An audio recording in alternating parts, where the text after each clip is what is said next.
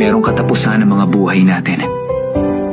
Hindi habang buhay nandito tayo sa mundong ito.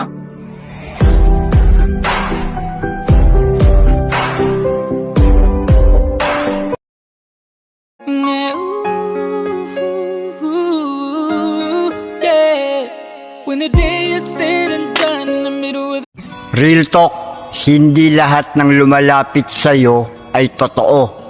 Meron naman nagpapanggap lang, pero may masamang motibo. Ngayong ka man sa'kin o hindi.